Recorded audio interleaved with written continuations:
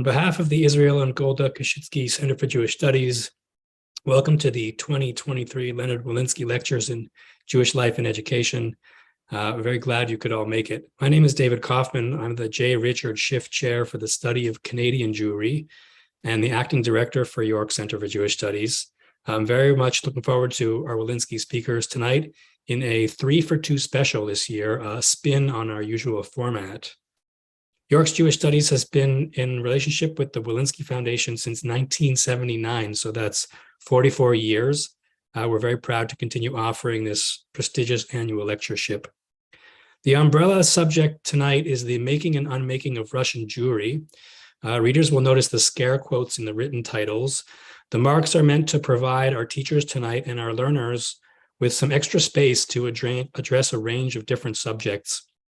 Jews from Imperial Tsarist Russia, Jews who lived under Soviet rule, Jews who might have identified with or as Ukrainians or Georgians, Jews from the former Soviet Union who migrated to Israel or Canada or elsewhere, with or without strong ties to Russia or the Russian language. I expect some of the notes we'll hear sounded tonight around land, language, and displacement, resistance, resilience, might echo as we bring to mind and acknowledge the lands from which we're hosting tonight's session in Toronto on the traditional territories of the Anishinaabeg, Huron-Wendat, and Haudenosaunee peoples, and Toronto's current treaty holders, the Mississaugas of the New Credit First Nation.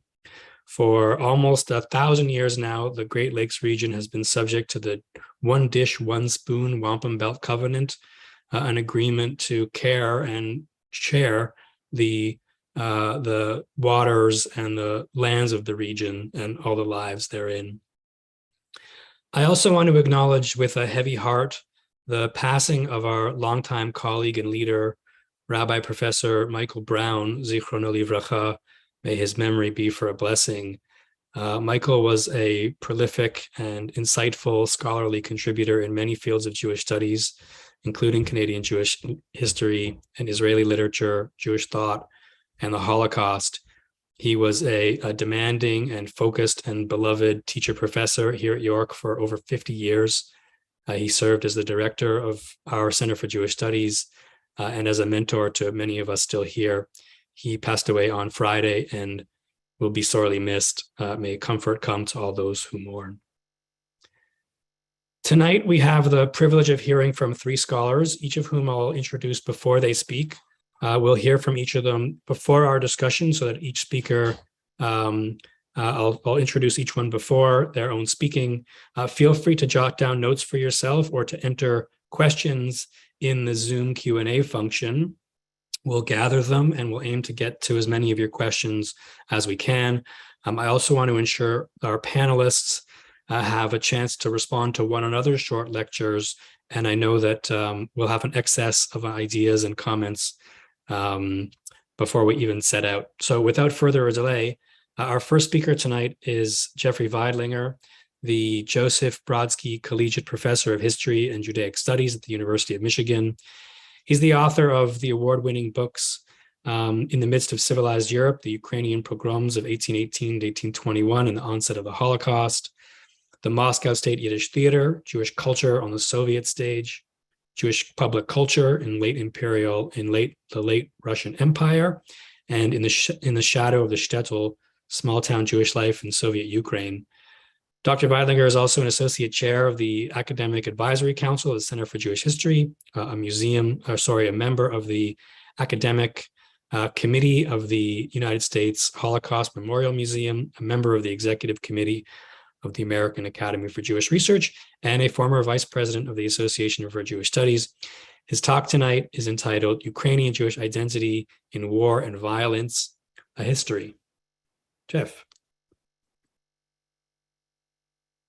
Thank you, David, and thank you to the Kashitsky Center. Really a pleasure to be here today discussing this, and I only wish that we were in person. I always love visiting Toronto, my hometown. I also do want to share with David in acknowledging the passing of Michael Brown, Zichrono Livracha. I did get to know him for a while, and he actually gave me very good career advice at an early stage in my career. I remember soon after finishing my PhD, sitting down with him and having a really nice lunch with him and discussing career prospects. He was a great mentor and remained so for many years after. And so I joined with the York University community in acknowledging his passing and thanking him for all that he did for you and for all that he did for me and for Jewish studies in Canada and around the world. I also want to acknowledge, since we're talking about the making and unmaking of Russian Jewry, to acknowledge the suffering that's going on in that part of the world right now, and the suffering going on in Ukraine in particular, but also the suffering that is being inflicted upon the Russian people as a result of the decisions of their leaders. And to acknowledge that there's a great deal of suffering there, and my thoughts are with the people of Ukraine, as well as the freedom-loving people of Russia as well. So I thought I would use my time to talk about the making and unmaking of, quote, Russian Jewry through time, and looking at how really three different conflicts in particular, and three different wars, influenced the way Jews, particularly in Ukraine, thought of themselves. My expertise is on Jews of Ukraine. Those Ukrainian Jews were part of Russian Jewry at one point in time. They were also part of Polish Jewry at one point in time. So I want to talk about that and talk about the different ways in which the Jews of Ukraine should be envisioned. Because many of us, maybe have relatives or are ourselves from that part of the world. And I know people who grew up thinking of themselves as Russian Jews and now suddenly think of themselves no longer as Russian Jews, but as Ukrainian Jews. And there are specific reasons for that, and that's not unusual throughout the 300-400 year period of lively Ukrainian Jewish life in the area. The people, the Jews of that region, have thought of themselves in many different ways. And so I'll talk a little bit about some of those different ways that they have thought of themselves. And in order to do that, I'm going to share my screen. And so I'll appear as a little box and put the screen on the top. So you should be seeing my screen right now with the title, The Making and Unmaking of Russian Jewry. And I thought I would begin way back in history, in the 16th century, with the Polish-Lithuanian Commonwealth, because that was when the large Jewish settlements of Poland, Lithuania, and Ukraine came into being. And it was a time when Ukrainian Jews tended to think of themselves as Polish Jews in most of parts of Ukraine. Ukraine is a composite country that came into being from a lot of different empires. But at the time, in the 16th century, much of Ukraine and much of the heartland of what became the Jewish Pale of Settlement and the heartland of the Jewish community in the area was living in this vast territory called the Polish-Lithuanian Commonwealth.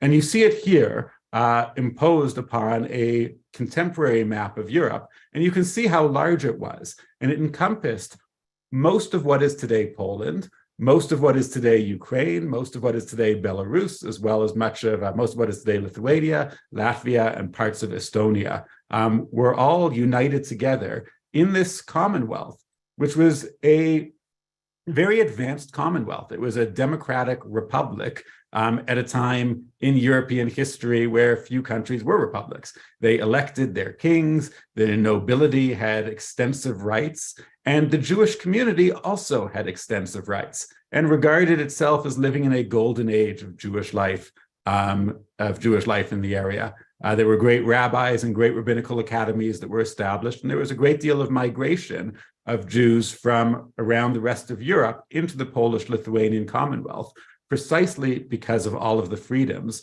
that Jews were given during this period. This started to come apart, though, in the 17th century with an uprising led by Bogdan Khmelnytsky, a name that some of you may be familiar with. And Bogdan Khmelnytsky is regarded as the father of the Ukrainian state. He led a rebellion of Ukrainian peasants and Cossacks and warrior horsemen people who lived in the steppe in the area of Ukraine and between Ukraine and the Ottoman Empire. And he led a rebellion of these peasants against Poland. Now, the role that most Jews served in the Polish-Lithuanian Commonwealth was to work for the Polish overlords who ruled over that territory. So the Jews were identified with the Poles. And in trying to get Ukrainian independence and trying to establish a Ukrainian state from Poland, Khmelnytsky attacked the Jews, killing tens of thousands of Jews, and some numbers say as high as 200,000. And in fact, Khmelnytsky has come down in Jewish lore as a great villain, as one of the great villains of Jewish history. The time of his period is known as Gzeres Tachvatat, which is, the evil decree of that period, of the period during which he led this rebellion. And we know mostly about the rebellion from Jewish sources, from Nathan Hanover. And I just use this to show how the categories of how people identified change over time. He talks about the Ukrainians as Greeks. He says there was a gathering of a large army of Greeks, by which he means Ukrainians, because they practiced Christianity according to the Greek Orthodox Church. So he called them Greeks. And he says that the Ukrainians, or the Greeks in his word, staged a rebellion against the Kingdom of Poland and conquered the land of Russia. The Greeks became impoverished and became, he says, the slaves of the Poles and the Jews. And I point this out because the way he equates the Poles and the Jews together, and Poles and Jews saw themselves as part of the same general people.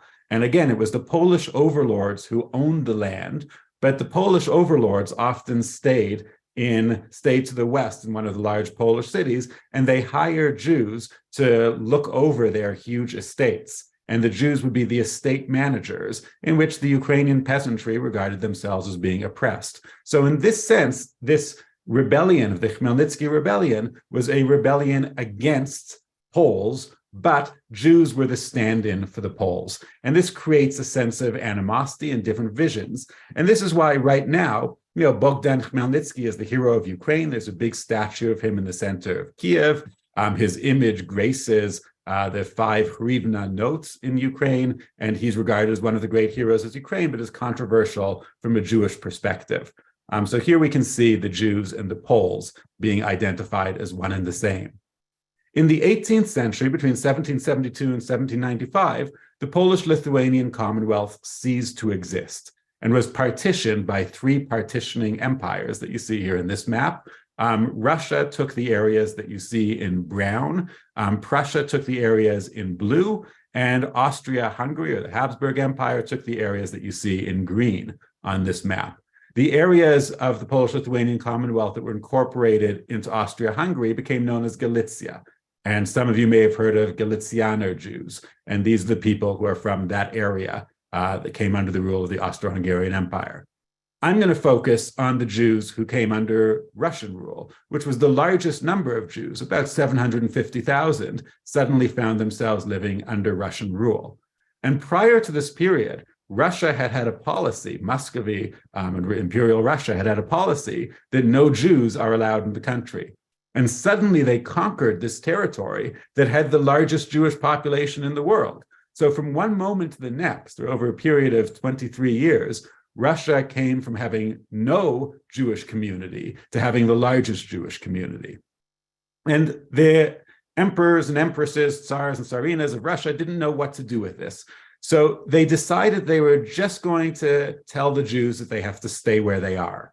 And this is what created the Pale of Jewish Settlement that you've probably all heard of. And the Pale of Jewish Settlement was an area within the Russian Empire to which Jewish residence was restricted.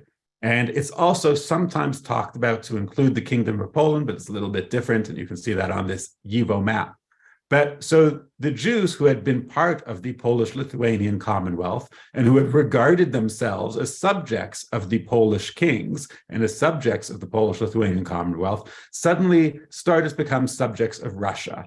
And this is where we get the terminology of Russian Jews from, is from this period of Jews living in the Russian Empire within the Pale of Jewish Settlement, which you can see on this map. This next map shows you what the Pale of Jewish Settlement looked like as part of the Russian Empire. And you can see here Galicia as well, which is that part of the Polish-Lithuanian Commonwealth that came under the Austro-Hungarian Empire. So basically, between 1795 and 1917, the dissolution of the Pale of Jewish Settlement, Jews living in this whole territory, which again includes modern-day much of modern-day Ukraine, much of modern-day Moldova, much of modern-day Belarus, Lithuania, Latvia, and Estonia, regarded themselves as subjects of the Russian Tsar and were subjects of the Russian Tsar. And some of them started to think of themselves as Russian and tried to learn the Russian language and tried to assimilate into Russian culture and become Russian in the same way that they saw Jews in Germany trying to become German and Jews in France trying to become French. The 19th century was a period in which Jews tried to give up their separateness, or at least a lot of Jews tried to give up their separate existence and to become more, to identify more closely with the nations that were ruling over them. And Russian Jews tried to do the same thing. What destroyed that movement was the pogroms, beginning in 1881, and then another series of pogroms after. But beginning in 1881, there was a series of violence, of so-called Russian pogroms, of anti-Jewish riots in what was then called the south of Russia, but what we would call today Ukraine. And most of the pogroms of 1881 that you've probably heard of took place in the region that we call today Ukraine. And these turned Jews, by and large, against the Russian government. And they started to think of themselves as something different. This is the beginning of the Zionist movement. It's the beginning of Yiddish nationalism and diasporism and territorialism and all of these Jewish political movements that came to believe that assimilation into Russia wasn't actually possible and that instead they had to have some new identity. So I think between 1881 and 1917, this Russian Jewish identity becomes very difficult because Jews who want to be accepted into Russian culture are not accepted. They're discriminated against. And so they need to, we can say, retreat into their own culture. Retreat may be a loaded term, but they need to embrace a larger Jewish culture. And Zionism is one of the answers of that, is one of the answers to that. This is a great map of the area that was composed by Yanai Spitzer, where you can see the Jewish communities in the Pale of the settlement of 1897, and you can see the concentration of Jewish communities here in the south of Russia, the area in which most of the pogroms took place in what is now Ukraine. So Ukraine becomes the heartland of the Jewish community in Russia. Ukraine is also, by the way, where some of the most important movements in modern Jewish history originated. Zionism originated in Ukraine, as I already mentioned. Hasidism originated in Ukraine. Hebrew literature, modern Hebrew literature, in many ways originated in Ukraine with people like Chaim Nachman Bialik, the well-known Hebrew writer who made a lot of his fame in Odessa. Russian Jewish literature as well, as Sasha will tell you, also largely originated in Ukraine with people like Isaac Babel, for instance, and others. And then Yiddish literature was also very prominent in Ukraine, and the emergence of great Yiddish writers like Sholem Aleichem, who writes about Jews in the Ukrainian countryside. So there's this distinct Jewish identity emerging in Ukraine. This is a map that shows you an independent Ukrainian state in 1917. And this is a point at which Jews start to think of themselves now as Ukrainian. The Russian Revolution takes place in 1917, the Bolshevik Revolution, and the Pale of Jewish settlement is removed by a provisional government that comes to power in Russia in February of 1917. In March 1917, they remove the Pale of Jewish settlement. So that's gone. And now Jews in Ukraine overwhelmingly start to support a Ukrainian independence movement. There's a Ukrainian independence movement that tries to establish a liberal, socialist, pluralistic, multicultural state in Ukraine in 1917. And I like this slide because it shows the currency that this Ukrainian state printed in 1918. And you can see it has, on one side, it has Ukrainian, the number of the words in Ukrainian. And on the other side that I'm showing you, it's got Russian, Polish, and Yiddish in the bottom. I think this is the first currency ever printed with Yiddish language text on it. And it shows how welcoming this Ukrainian state was to the Jewish community and why Jews around the world supported the Ukrainian state and came to think of themselves as Ukrainian. The Ukrainian state also established a ministry of Jewish affairs as part of the government, and promised broad national autonomy, autonomy to Jews as a people, not only as individuals. And here I have a quote from Der Tag, the New York Yiddish newspaper, showing how Jews around the world were rejoicing at this establishment of the Ukrainian state, writing, "For the first time in all Jewish history, the Jewish people will be recognized by a government as an equal part of the general population, not only in a civic and political sense, but in a national sense. Jews were being recognized as a people, unlike in, say, Germany or in France, where Jews were recognized as individuals. They could be full individuals, or even in America, they could be full individual citizens of those states and have their own private religion. But in Ukraine, they actually had national rights, which means they had a position in the government, a national position in the government. They had taxation powers and the distribution of taxation powers. So it was the first time this had ever happened. Unfortunately, this dream fell apart very quickly. And what I have here is a map of pogroms that broke out in the region between 1919 and 1921. This is the topic of my latest book, In the Midst of Civilized Europe. Approximately 100,000 Jews were killed in Ukraine during this period because of pogroms that were perpetrated against them, not only by local peasants and local toughs in the region, but by military units associated with the Red Army, which invaded around this time, with the volunteer White Russian Army that wanted to reestablish the Russian Empire, also invaded at this time, and by the Polish army as well, and by the Ukrainian National Army. So the very army of this state that was promising the Jews all of these freedoms broke down and ended up invading and perpetrating atrocities against Jews, ending that dream of independence or national autonomy. And this is a little chart that shows all of the different groups that were perpetrating pogroms against the Jews, from the Poles, which is the smallest one, to Petlura, which is the army of the Ukrainians, Denikin, the army of the Russian Imperial Army, and then peasant bands who were all perpetrating atrocities against the Jews, ending this association between Jews and Ukrainians. And I use this headline from the New York Times a lot for a few reasons. For one, it says Ukrainian Jews. And this is one of the first instances that we have anywhere of Jews being identified as Ukrainian instead of Russian. And if you look through the Russian Jews in the New York Times, you'll see there are many discussions about the pogroms taking place among Russian Jews in 1903 and 1905, for instance, or in 1881. And these are the same regions, but now they're suddenly referred to as Ukrainian Jews. And this is because of that independent Ukrainian state that Jews were so closely identifying with. The other thing that I'll just point out about this headline is the eerie subtitle there. Mass meeting hears that 127,000 Jews have been killed and 6 million are in peril. This is from September 1919, 22 years before the Holocaust began in Ukraine. And I'll just point out the last sentence of this, which says, "This fact, that the population of 6 million souls in Ukraine and in Poland have received notice through action and by word that they are going to be completely exterminated.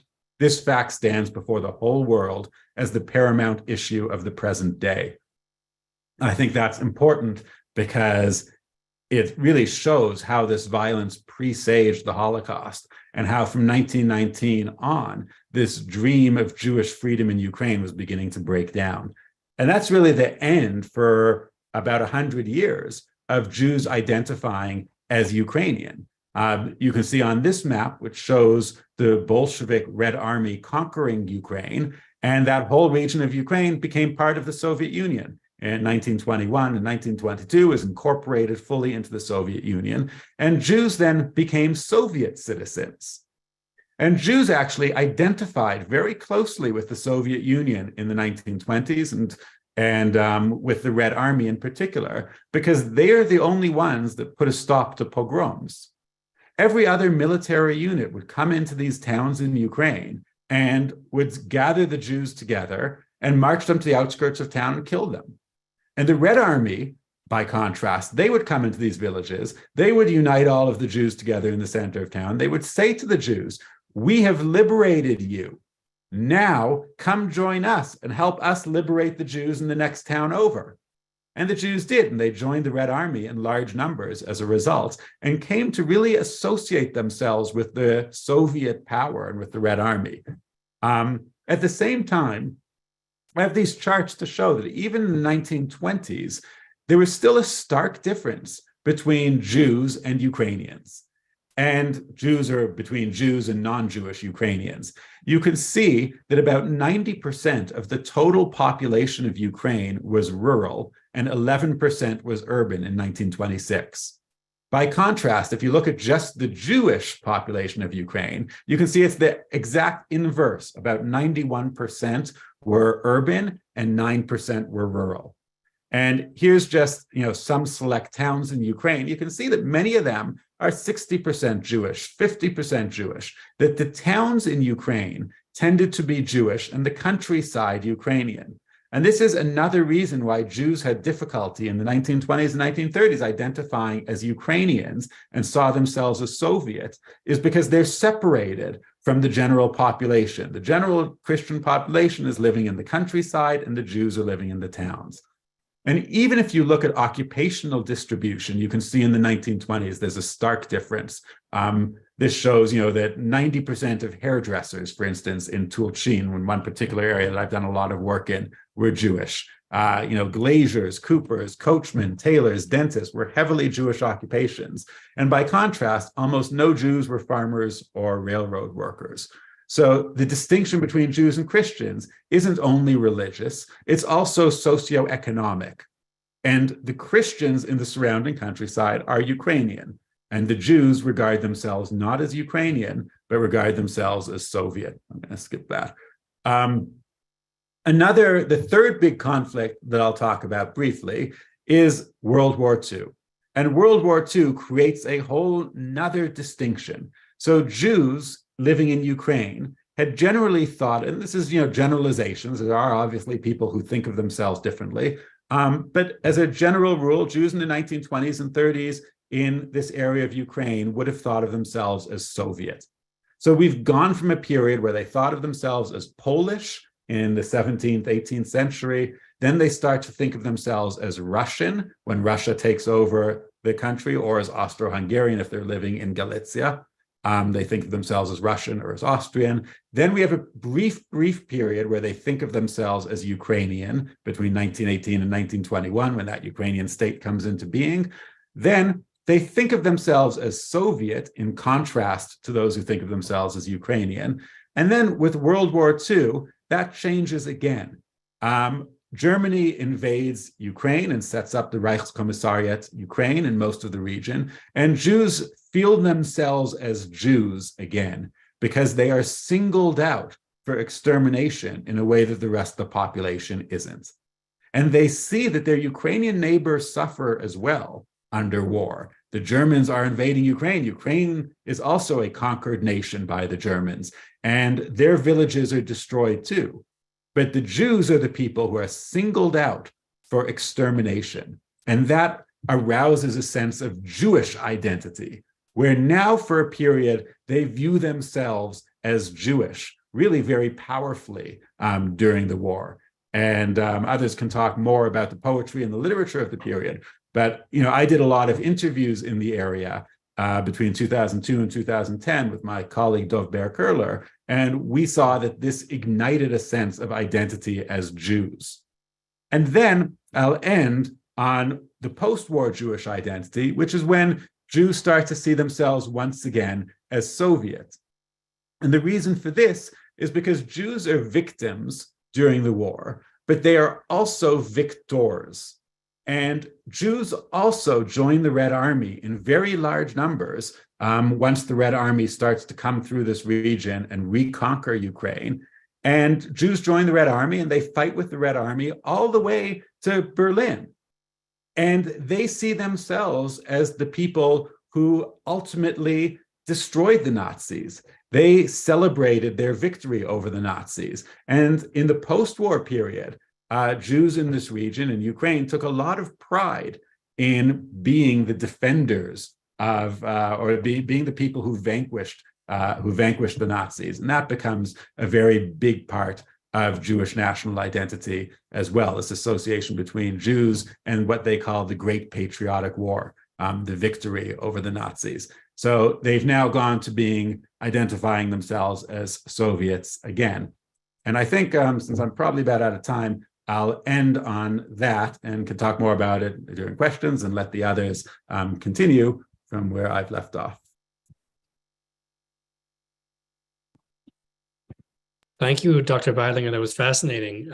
Our second speaker tonight is Sasha Senderovich, an assistant professor in the Department of Slavic Languages and Literatures and the Jackson School of International Studies, and a faculty affiliate at the Srum Center for Jewish Studies at the University of Washington in Seattle.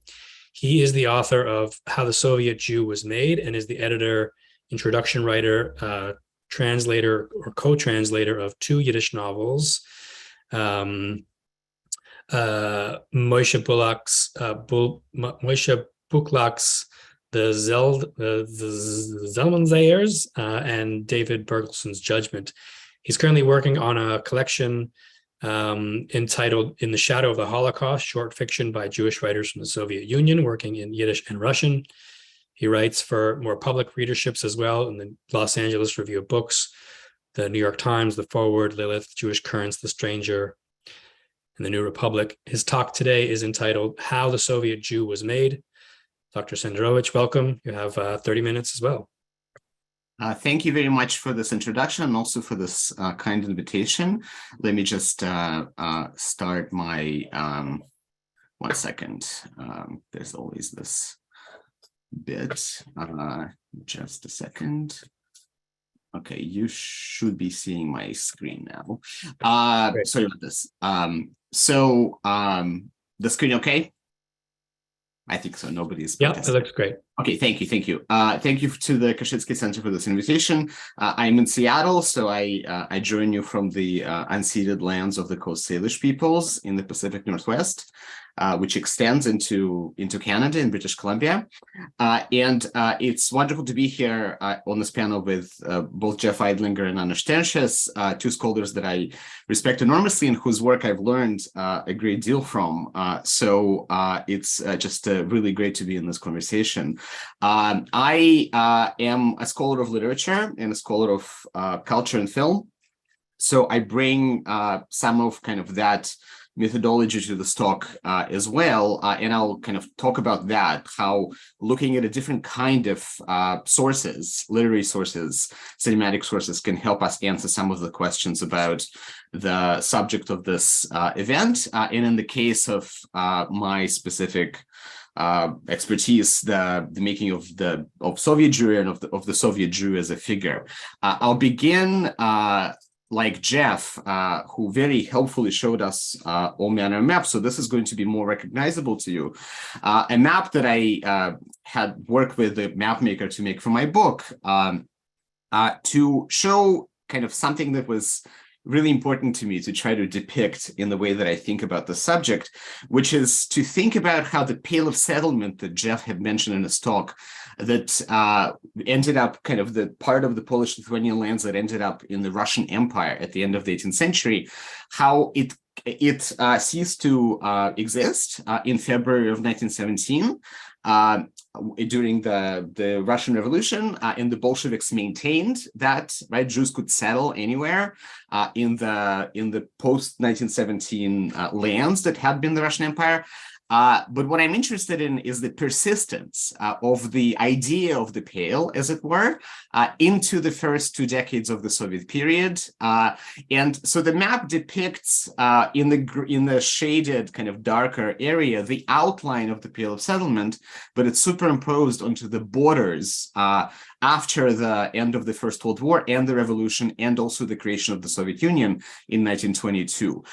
So you can, the choice of different places is sort of idiosyncratic to my book, and I'll come back to this map again to kind of show you the different journeys that I try to trace in it. But you can see in the inset especially, the western borderlands of the Russian Empire with this kind of darker color outlining the Pale, And you can see the outlines of the Ukrainian Soviet Socialist Republic and then Belarusian Soviet Socialist Republic that became part of the Soviet Union. So this I think about the persistence of the Pale into the first 2 decades of the Soviet period as a kind of a definitional aspect of how the Soviet Jew is made, how the figure of the Soviet Jew is created. And I wanted to kind of give you a sense. As I said, I'm a scholar of literature. I work with literary text. I learned from literary texts how to think about these questions. And something that really struck me early on is a story by Isaac Babel, who's probably the most famous writer, who is often thought of as a Russian Jewish or a Soviet Jewish writer. This is a story of his from the early 1930s. It is set in Odessa, so in Ukraine, in 1919, so just not long after the revolution. And in the story, the elderly Jews who had been living in a retirement home, a poor house, an almshouse, old folks' home, near one of the Jewish cemeteries in Odessa, so subsidized by the Jewish community of Odessa, how they get expelled from this poor house near the cemetery just after the revolution by Bolsheviks who are also Jews. And the story kind of ends with this really strange image describing these elderly people. So it says that he tormented the heap of rags that was dragging itself across the earth. Their road, these people's road, or journey, you could translate that word into English as journey.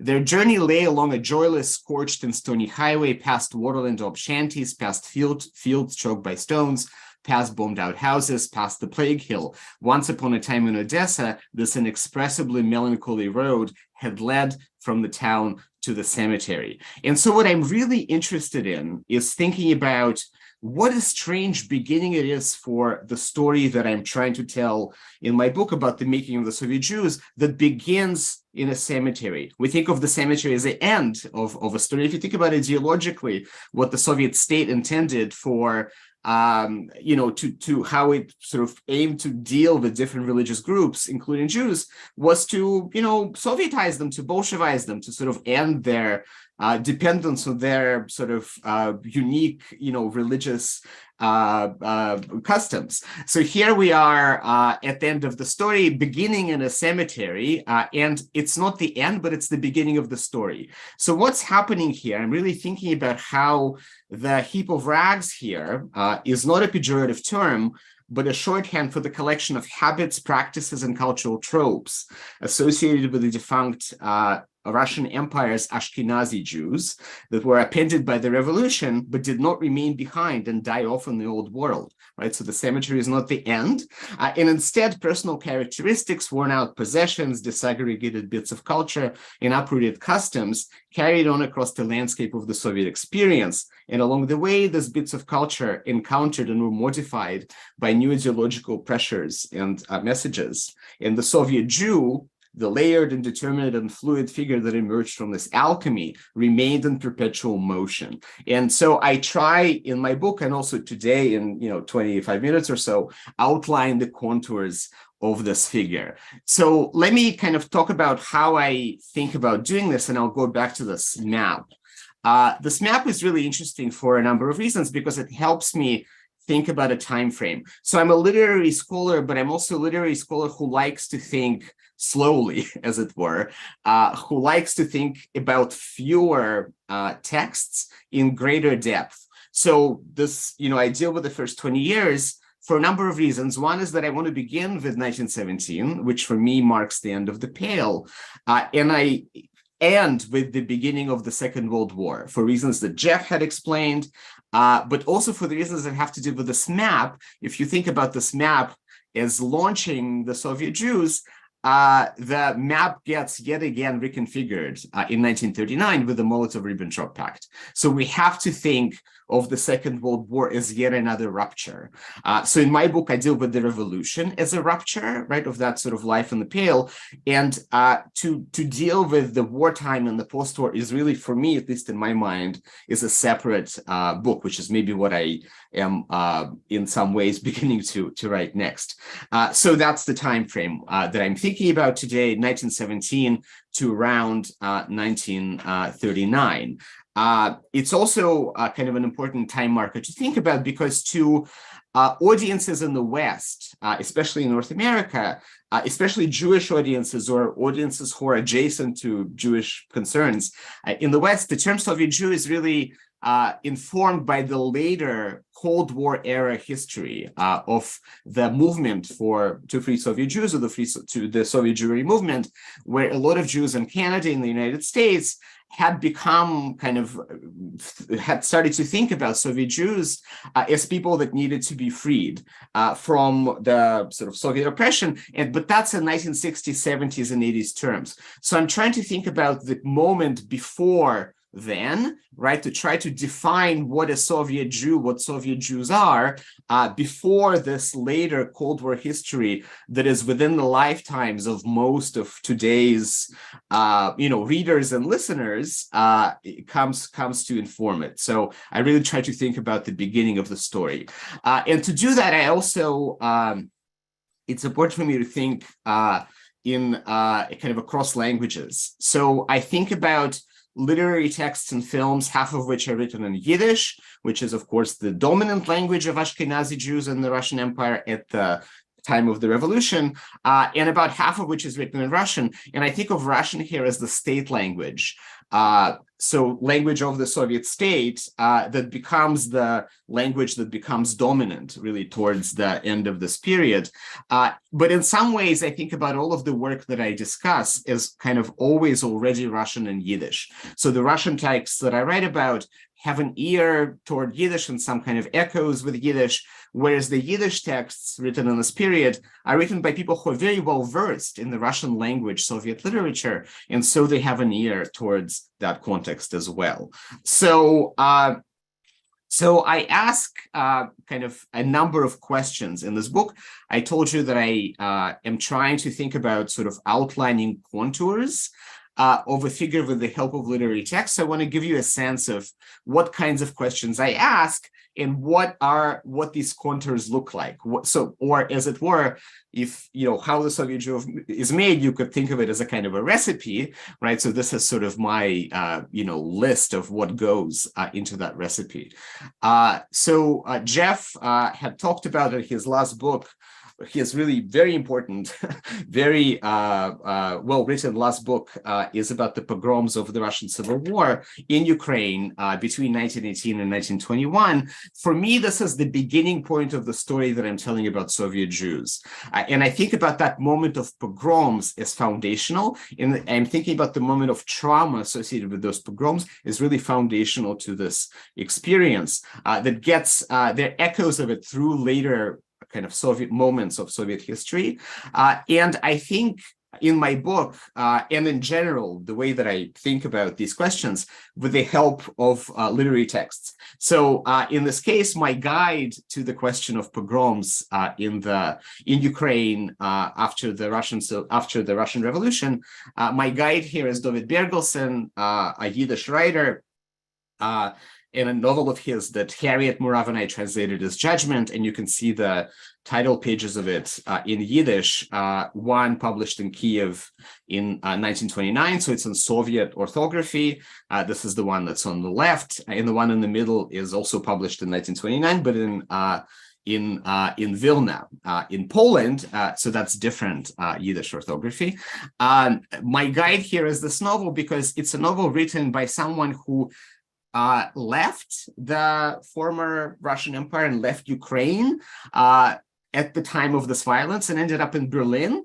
and lived in Berlin through the 1920s. And Berlin at the time was a place where there were lots of refugees from this violence. And Berlin was a place where there was an effort to collect testimony about the pogroms that had just occurred. Books were beginning to be published by the time David Bergelsen wrote this book, with testimonies of survivors and witnesses. So he knew how that story ended. But I'm very interested in this novel that's written with his awareness of the end of the story, but it's set in 1920, before that violence ends. And he writes about borderlands, Ukrainian-Polish borderlands, and kind of smugglers who are Jews living near the border, who have to figure out where their allegiances are. And Jeff mentioned, right, this kind of turn towards the Red Army is one of these moments that's kind of definitional. And in this novel, it's very tricky whether that move is definitely going to save them or not, because they don't know the end of that story. And the protagonist, who is a Bolshevik, doesn't seem to be somebody who can sort of stay on and protect them, because he's depicted as sickly and dying. So I'm thinking about the pogroms of the Civil War as one moment where the story begins.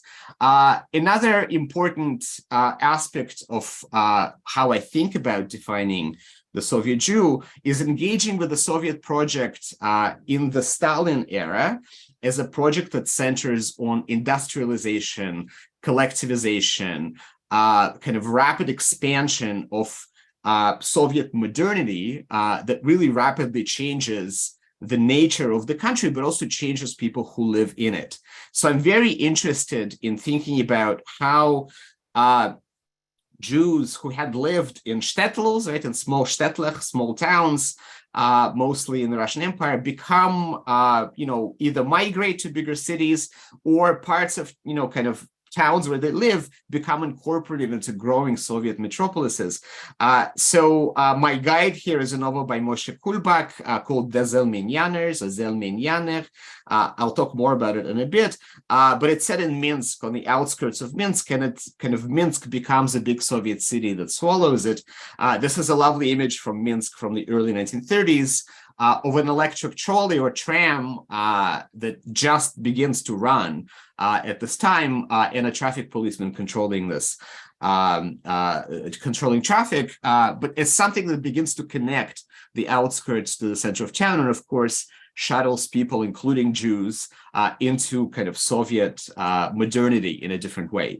So engagement with Soviet modernity is very interesting to me, and that has a particular kind of resonance because the Soviet project was in many ways concerned with the creation of a new Soviet man, the new Soviet person, somebody who could function according to new paradigms of the Bolshevik state. And I'm wondering how there is an engagement in some ways with this by some Jews, where the resulting figure is not a Jewish version of the new Soviet man, but a Soviet Jew that is really not that figure at all, because it's laden by some of the kind of old world customs and habits and traces that were supposed to disappear but didn't.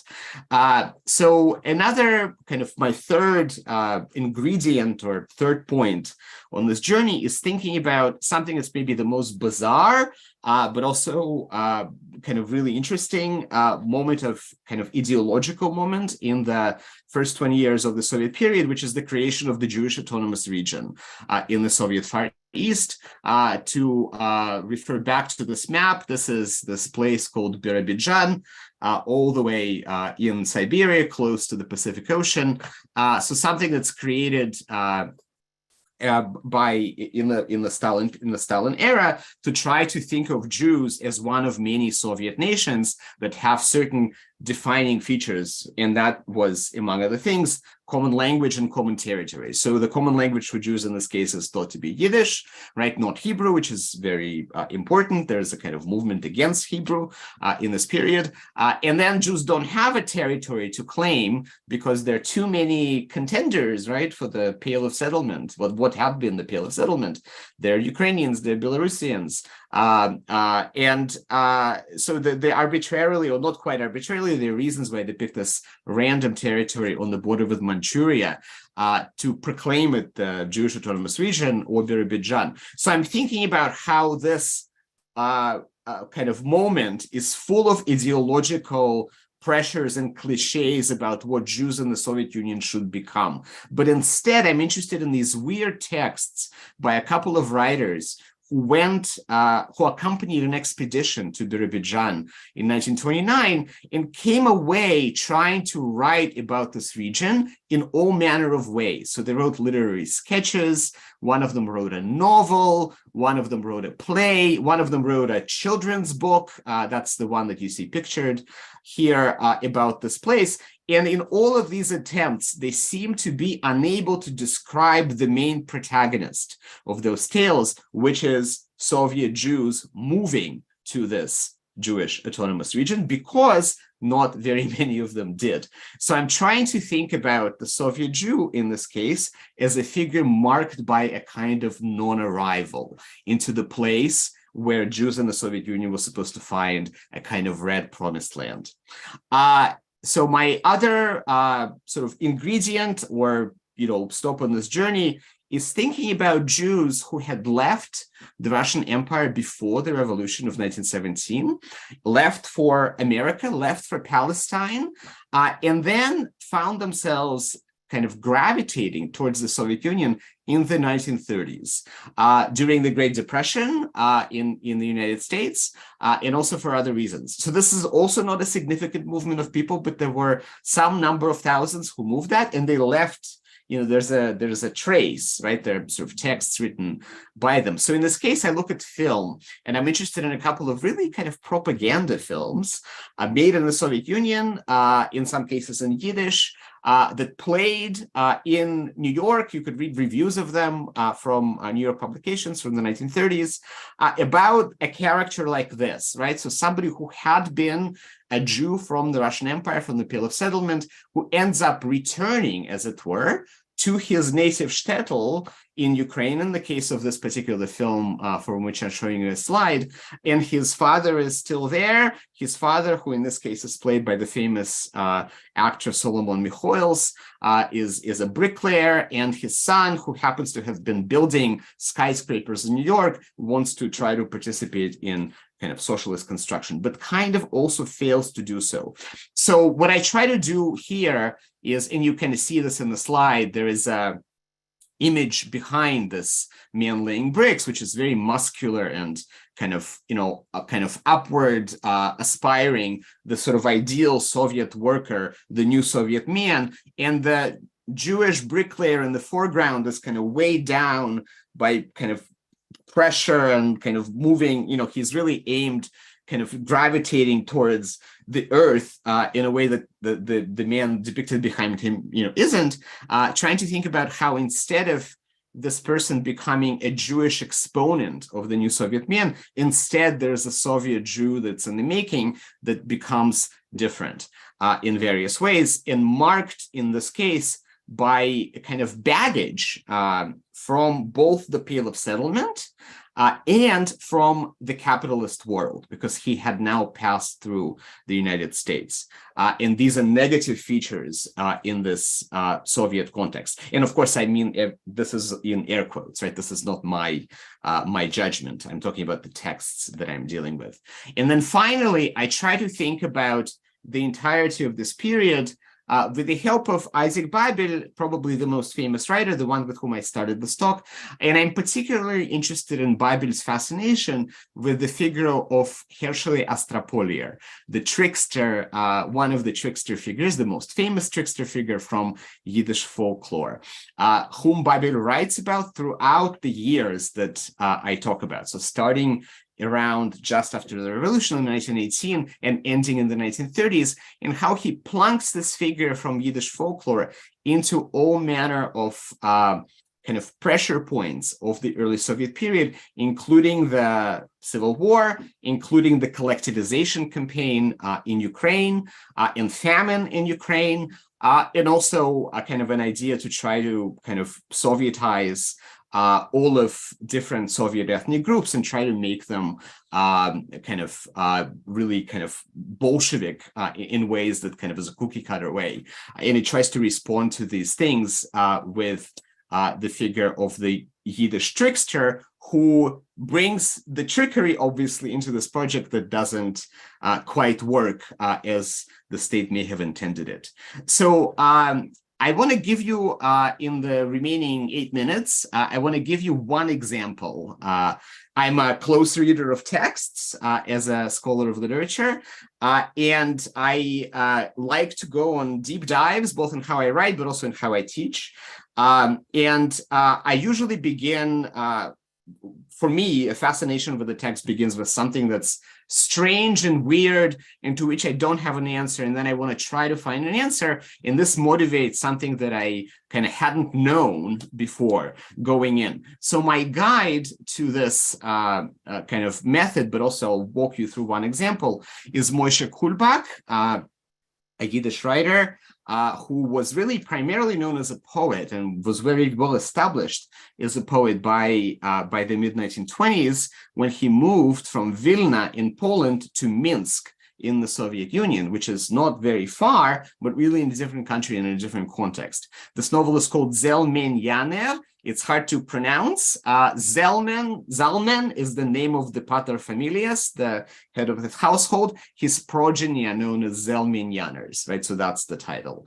So at one point, this is a family that lives in a hoif, in a kind of courtyard, a space that's their own, that's very similar in how it's described to a shtetl. And there are multiple generations of one family living in very close proximity. So there are 4 generations here, and there are all kinds of cross-generational conflicts around how different people relate to the revolution. So at one point, they go to the movies. How do they go to the movies? We are told in the novel that they hear the ringing of the bell of the electric trolley or the tramway that's somehow now been extended too close to where they live. There hadn't been one before. They hear that and they board that and they all go to see the movie. We don't have a title of the film, but we have something that amounts to a description, right? So this is a novel, and it doesn't have to be a real film that they saw, but nonetheless, when I saw this, this really piqued my interest. So it describes one of the older characters, Uncle Iche, Vetter Iche, who wants to go back and see the film again, but his wife doesn't want to. So he has to be content with reviewing in his mind all the ocean waters and white polar bears that had appeared before him that magical evening in the cinema.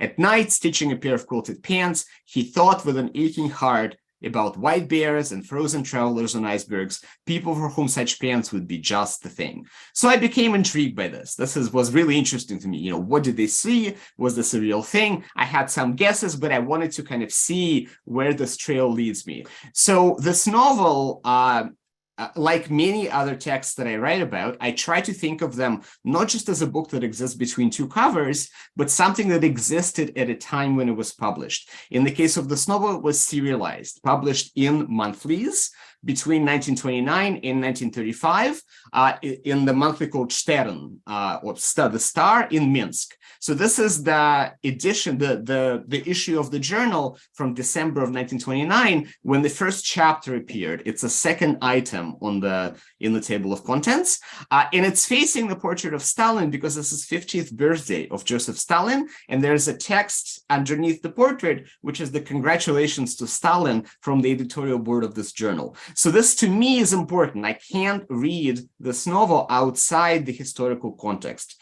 in which it appeared. So that's one feature of this context, kind of engagement with Stalinism and with the Stalin era project of industrialization. Second, and this goes back to Jeff's image of the Ukrainian money, right, that had Yiddish on it.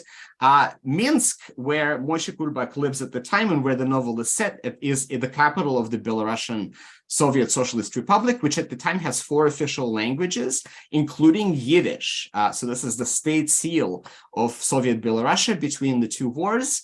And that includes the proletariats of all the world united, Polish, Belarusian, Russian, and Yiddish. So Yiddish is an official language. So it has institutions functioning in that language. So I then wanted to kind of read the newspapers and try to understand how I can piece these things together. And the newspapers in Minsk in 1929, when this novel began to be serialized, were obsessed with writing about this electric trolley. So October 14th, 1929 is when it launches, and there are pictures of it. And there's also this article, there are many articles about the trolley, but there's one article in particular from mid-October 1929, from when it launches, by the guy who is the head of the construction project, who highlights especially how this electric trolley now connects the outskirts to the center of the city. So it gives cultural possibilities to people who live on the outskirts to go into the center. So this is a lovely image of a movie theater in Minsk in the early 1930s with the train tracks or tram tracks in front of it. So I read, along with announcements about the tram, I also decided to read the movie chronicle, the movie schedules in the paper from the same time. And lo and behold, the same week when the tram begins to write, I come across the entry for the movies that play that week. And one of them is Nanook of the North. So the famous film by Robert Flaherty, an ethnographer from Harvard, who went to the Canadian Arctic in 1922 and made this film about the Inuit. And he made a film that was thought of as a documentary for a long time, but really isn't. It's a film that people think of as salvage ethnography, as trying to depict a population that is already changed by modernity. But it's trying to depict people acting in ways, acting out their customs as though they had still lived them, without the regard for the fact that the person filming, right, Robert Flaherty, the white man from Harvard, has to shave off half of their igloo to place his very large camera in. So the disruption happens as he films. So I'm really interested in how the protagonists in this novel, who are living in a place that looks kind of like this, multiple generations, go to see a film about the Inuit in the Canadian Arctic, and then think about a kind of empathy, right? Wanting to make pants for them, being concerned with their well-being, because maybe there's a bit of recognition that there's something that's happening to them is also happening to Jews in Minsk in this case. And I'll finish here with the fact that Moshe Kulbak had a day job at the time. He wasn't just writing a novel, he also worked as a stylistic editor of publications in Yiddish in the Belarusian Academy of Sciences. Remember, Yiddish is one of the official languages, so there's a state institution functioning in Yiddish. And the publications that the Academy of Sciences were putting out at the time were interested in, there was social science studies of Jews in the former Pale of settlements, so in the shtetls, around, in this case, Belarusia, and their objective ideologically was to understand how Jews could be changed into new Soviet people, how from Jews you could make Soviet citizens. And instead, Moshe Kulbak, the satirist, writes this humorous novel that is a parody of this official discourses about what Soviet Jews were supposed to become, and instead makes something which is really this weird idiosyncratic response, which to me is the figure of the Soviet Jew that doesn't quite play by the rules as they're supposed to be. Thank you very much, and I'm looking forward to hearing Anna Sternches. Thank you very much, Dr. Senderovich. Our final speaker tonight is Anna Sternces, the Al and Malka Green Professor of Yiddish Studies and the Director of the Anne Tannenbaum Center for Jewish Studies at the University of Toronto. She is the author of Soviet and Kosher, Jewish Popular Culture in the Soviet Union, 1923 to 1939, and When Sonia Met Boris, an oral history of Jewish life under Stalin. Together with artist Psoy Korolenko, Stearns has created and directed the Grammy-nominated Yiddish Glory Project, an initiative that brought back to life forgotten Yiddish music written during the Holocaust in the Soviet Union. A recipient of a 2020 Guggenheim Fellowship, she is currently working on a book tentatively entitled Last Yiddish Heroes, a lost and found archive of the Holocaust in the Soviet Union about Yiddish music created in Nazi-occupied Ukraine. She will be speaking tonight on why are Russian Jews the way they are. Thank you, Dr. Sternces. Thank you, David, for the wonderful introduction. Thank you for the audience for your patience. I am going to. It's a privilege to hear actually my colleagues Jewry Weidlinger, Sasha Senderovich in one forum and get this in-depth insight into the past of Russian-speaking Jews or Russian Jews, Ukrainian Jews. So I'm going to pick up where they left and move us really quickly into the present and talk about the identity and culture of Russian Jews today a little bit, but then also talk about Jewish experiences of current Russian invasion on Ukraine and talk about what's happening with Ukrainian Jews there and also what's happening with Russian Jews. So I do want to say that when I gave the title of this talk, Why Are Russian Jews the Way They Are? It's a little bit tongue-in-cheek question that I'm asked a lot. Why are Russian Jews the way they are? Why do they speak Russian and prefer that to Hebrew? Why do they love ballet? Why do they eat pork? Why do they value math and chess over Talmud studies? Why do they teach piano or a variation? Why are Russian teachers of piano so mean? Usually comes from children. Above all, the question is always asked, why do we not meet so many Russian Jews in Canadian Jewish institutions? Such as, I don't know, synagogues or Jewish community centers, unless these are Russian Jewish community centers. So normally, when I think about those issues, I think about historical roots, and thank you, colleagues, for outlining the beginning of those roots, so all the way back to the Polish-Lithuanian Commonwealth, and then taking us to the end of World War II. But what's really important to add here, and I want to build on what Jeff said about what happened to Russian Jews during World War II. So 6 million Jews killed in Europe during World War II. 2.5 million were killed, at least 2.5 million were killed within the Soviet borders of 1941. And people who were killed were usually the most Jewish of all Soviet Jews. So we've heard today about how Jews embraced the Soviet project and they even started identifying themselves as Soviet Jews. But of course, it is important to notice, Jewry Weidlinger did in his statement, is that there was a differentiation in how people understood who they are. The younger they are, the more ambitious they were. Of course, much more likely they were to embrace the Soviet project and travel somewhere away from western parts of the Soviet Union, go to Moscow or go to Leningrad or go to larger cities in order to study and take advantage of unprecedented social mobility opportunities given to them by the state. The older, the more religious, people who were much more reluctant to take on Soviet values stayed in the western parts of the Soviet Union. They were the ones who were disproportionately murdered during the Holocaust.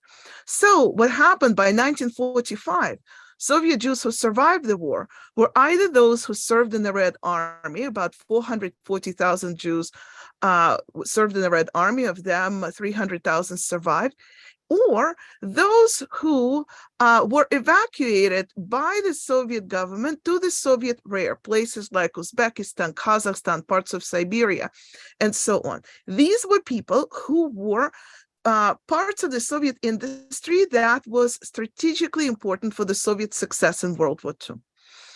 So by 1945, the majority of Soviet Jews from all parts of the Soviet Union, from Ukraine, from Belarus, from Russia, from Baltic states even, the Baltic states became Soviet literally 5 minutes before World War II began. So these were the most Soviet of all Soviet Jews. And then Soviet Jewish culture developed by them. It also did not help that between 1948 and 1953, Soviet government launched a systematic attack on Jewish culture. A lot of leaders of Jewish literature and culture were killed, were arrested in accusations of Jewish nationalism, and later killed in 1952. Jewish doctors were specifically attacked in so-called Doctors' Plot of 1953. And even when Joseph Stalin died in 1953, the lives of Jews did not quite come back to this pre-war Soviet normal. In other words, there were a lot of obstacles and glass ceilings for them. One of the major ways that Soviet society functioned right after Stalin's death and up until the collapse of the Soviet Union in 1991 was that it thrived on informal networking. In other words, informal networking was needed for everything: to obtain goods, to go see a doctor, to study at a good university, to get a job. And Jews, who were generally very well integrated into the Soviet economy, were not allowed to do one thing, and that is to help each other. If one Jewish person would help another Jewish person to find a job at their prestigious workplace, they were often accused of building a synagogue. An accusation of building a synagogue could lead to difficult consequences like firing or losing a position or worse, other restrictions. So in other words, what happened with Russian Jewish identity and culture during the post-Stalin period, all the way through Khrushchev and Brezhnev, is that Soviet Jews were taught that creating a community between Jews is something that could lead to trouble. They had to succeed as individuals. They had to overcome obstacles given to them, and there were tons of obstacles. Quotas in how many Jews could be admitted to universities, for example, specific places, quotas on how many Jews could be employed in certain industries. Some industries, such as, for example, international relations or even journalism, were completely off limit to Jews, especially international journalism. And even with medical system, we often talk about how there are so many Russian Jews who are doctors, but we don't often talk about the fact that there were many institutions of higher education, medical schools, that simply did not admit Jews. One of those institutions was actually Kiev Medical School, where Jews were practically not admitted. A lot of medical schools in Moscow and so on. And I don't know how many of you have followed the Canadian news. Maybe some of you are from Toronto listening to us now, but a few months ago, Toronto Medical School, Temerty Medical Faculty of Medicine, issued a formal apology to Jewish doctors who suffered from quotas that was imposed on them by Toronto Medical School, so they couldn't get residency here because they were Jewish. And it was a wonderful ceremony. It was really important to hear this apology read by heads of Toronto health networks. But I was thinking about that. I don't know if one will live long enough to hear similar apologies issued by Russian medical schools or Ukrainian medical schools that simply blocked Jews from attending them. Anyway, so for Jews to succeed in the Soviet society, and I'm generalizing here because I don't have too much time to talk about this, was essentially to overcome the system that was designed specifically to suppress them. For most people, it meant to succeed despite being Jewish. And being Jewish actually began to be associated with this specific quality. If one can overcome the system, one is a true Jew. All that changed sometime in the late 80s when Jews were allowed to leave Soviet Union. And that moment, sometime in 1989, really picked in 1992, started so-called Russian-speaking Jewish diaspora, with about 2 million of Russian-speaking Jews settled around the globe, about 375,000 in the United States, about 180 to 200,000 in Germany, 1 million in Israel, some 60,000 in Canada, but also in Australia, South Africa, and a few other places. Once Soviet Jews, or then post-Soviet Jews, began arriving to the West, they learned a number of things. First of all, they were not accepted there as heroes who succeeded despite the communism, but rather they were seen as beneficiaries of the Save the Soviet Jewry movement, an American movement started in the 70s that called for the lack of civil rights among Soviet Jews. Most Soviet Jews or post-Soviet Jews learned about this movement after they had arrived, of course, and they also learned that they were referred to as Jews of silence because they did not speak loud enough against the system. The second thing that they learned was actually, although they suffered their whole life for being Jewish and tried to overcome being Jewish and teach their kids how to succeed despite being Jewish, actually they were not Jewish enough after they had immigrated. In fact, they were told that they have to learn how to be Jewish. They have to associate being Jewish with religion, celebrate Passover, become members of synagogues, conduct bar and bat mitzvahs for their children. All these things that most people considered irrelevant to their lives and to being Jewish.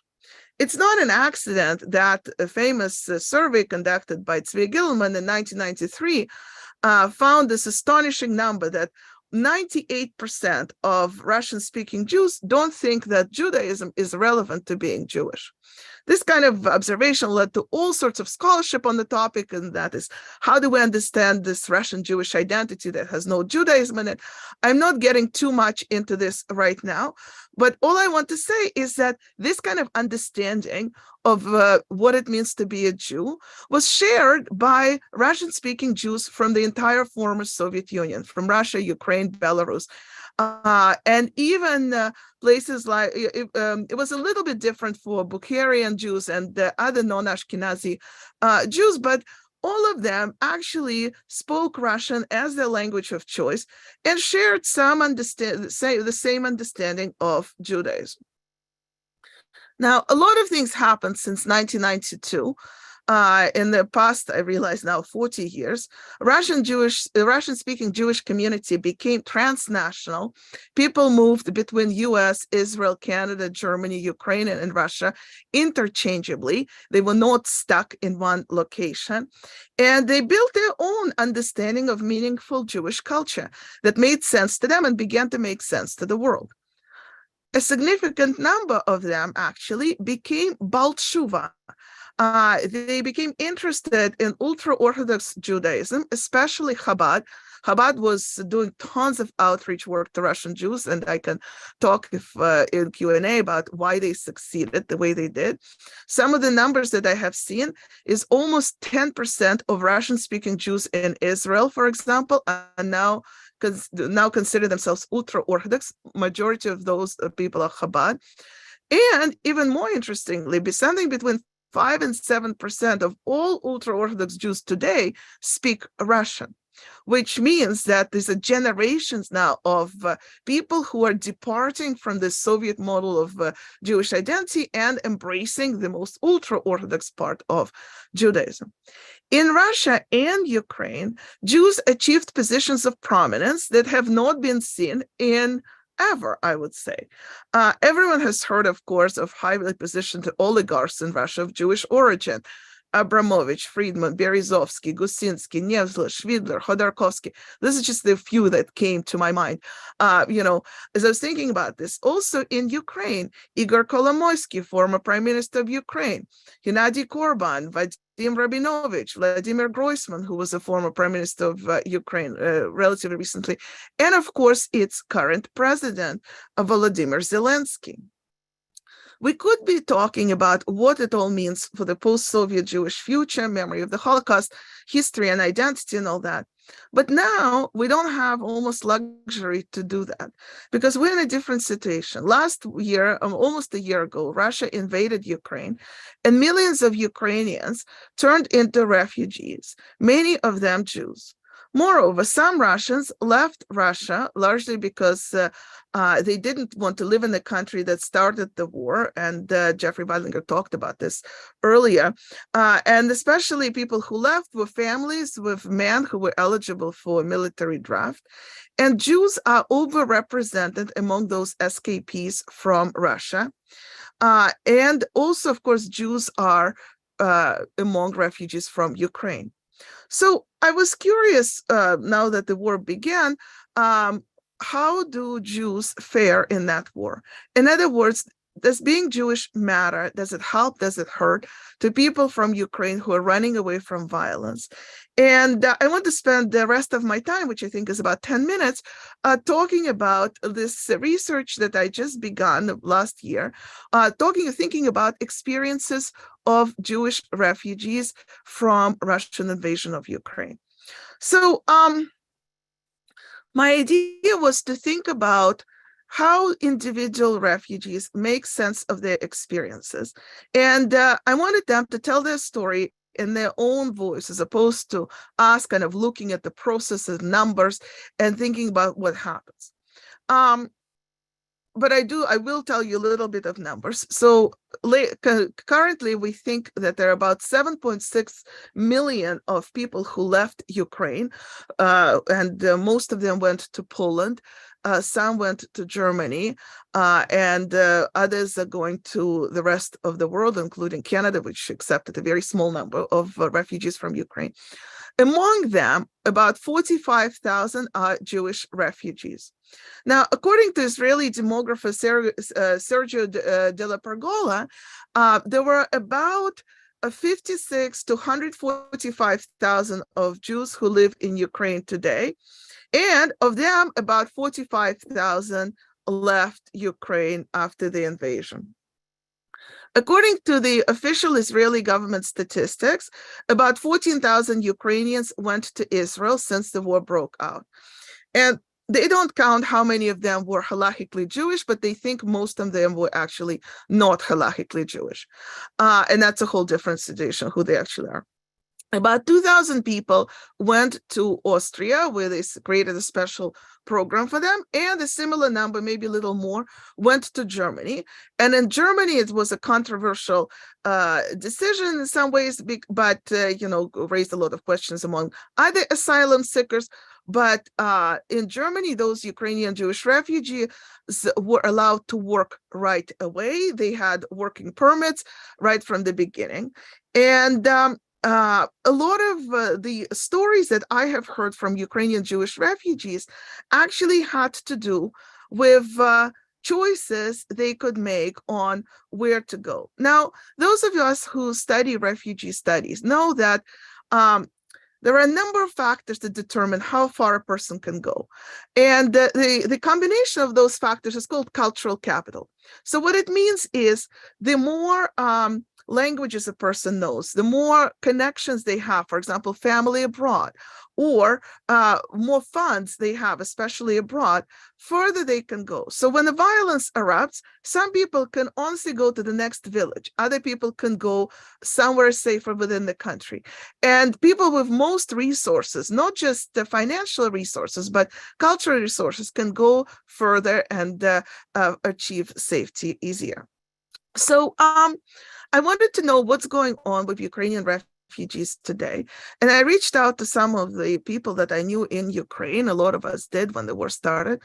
One of my, I knew someone there, a woman named Victoria Kirchner. Her husband used to be my research assistant in Ukraine for many years. We worked on that Yiddish Glory project together that David told you about in the introduction. And her husband, whose name was Anatoly Kirchner, died from COVID at the age of 41. And when I heard about the war in Ukraine, I reached out to his widow, Victoria, and I asked her what she is doing right now and how things are. And when I called her, she says, well, actually, I'm talking to you from a bus. They live in Vinnytsia, and she says, I grabbed my kids and I'm on that bus and I'm going somewhere where I actually don't know what's going to happen to me. And Victoria is a mother of 5 children. She practices ultra-Orthodox Judaism. She belongs to local Chabad. And, she was given literally minutes to pack and to go where she went. And I suggested to her that after some thinking that maybe she should write down every day what is she's going through, just to document her challenges, her what she sees, who helps them, where they go, and what happens to them later. And I hired her essentially to be my research assistant to do this work. And she spent the last year writing things down. And I told her, but you don't have energy to write, maybe you can ask your kids to write. And they have been documenting this journey on what was happening to them. So I want to show you, and I'll finish with that, some of the things that she sent me, and I will also then tell you, I will also tell you what these things mean. Let's see if my PowerPoint cooperates here. Just a second. There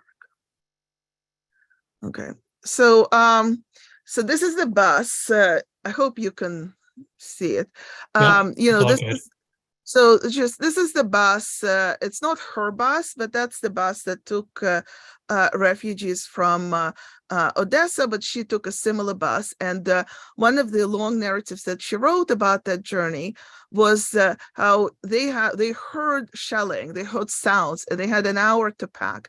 And because she's a widow who lives with 3 of her younger children, she said, I didn't even know if it was a mortal danger right now, but I had to leave because I cannot survive alone. And the rabbi of that community was the one who obtained the bus. And she ended up there, and she started calling her friends and her community members and saying that there is a bus, maybe we can leave. And a lot of people didn't want to go because they didn't want to abandon their dogs. They were also afraid of abandoning their houses. But as shelling got louder, people started calling her back. And the bus driver said, well, actually, I'm not going to stop. I'm just going to keep going. And they can get a taxi or somehow get to the bus. And this is how it took them 3 days to get to the Ukrainian border. And they came to Chisinau, the capital of Moldova. And that's where, in a synagogue there, they created an improvised shelter. I'm going to show you some of the photographs from there. And you see in the middle photograph, there's a photograph taken by Maya Meshel, an Israeli photographer. They just put mattresses right in the building of where they pray, right next to Aron Kodesh. And a lot of the journey of Victoria and her community members actually had to do with going from one Jewish community organization to another, sometimes organized by Chabad, sometimes organized by Israeli government. And, a lot of things happened, a lot of specific challenges also to her. For example, she described in many details how they could not eat much, and there was no kosher food available, and they didn't know how to feed their kids. There was a lot of expectations for them. For example, as an ultra-Orthodox Jew, she is always asked, why don't you just go to Israel? And this is the most frequently asked question to those refugees. Why don't you just go do what you're supposed to do, not just go to Israel? Well, she didn't want to go to Israel. Her son is very good at chess. She heard that chess was not as good in Israel as it should be, so they ended up somewhere else.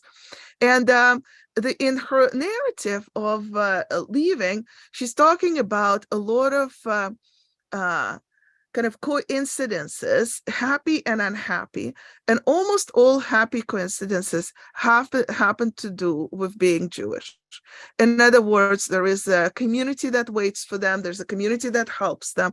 There are also obstacles, such as one of the people she was living with, the wife of a rabbi, was very hesitant to leave, and she didn't know what to do. And then she asked the rabbi, and she opened Igrot HaKodesh, this collection of Rebbe's letters, and Igrot HaKodesh told the Rebbetzin that it was time to go, and that's how they all decided to go. So there are a lot of moments in that narrative that will tell us later about how people make sense of these experiences, but also she's going through tremendous hardships of like living on floors and sleeping and in basements and things like that. But right now they settled in Austria and adjusting to life there. just to kind of get a sense of what's happening with those people who wanted to leave Russia, I started working with a Russian journalist, Boris Barabanov, who I met also during my Yiddish Glory project. He is a music journalist, and a lot of musicians left and artists left Russia, including a famous singer, Alla Pugacheva, with her Jewish husband, Maxim Galkin, who settled in Israel. And I wanted to know, like, what are these narratives of leaving? And of course, Russian Jews who are leaving Russia today, they're not in a position like that Victoria was. For example, they're not scrambling their kids in an hour and getting out of there, going on a bus which goes, they don't know where it goes. Russian Jews who are leaving, they're leaving because they're afraid of the draft. Some are afraid of sanctions.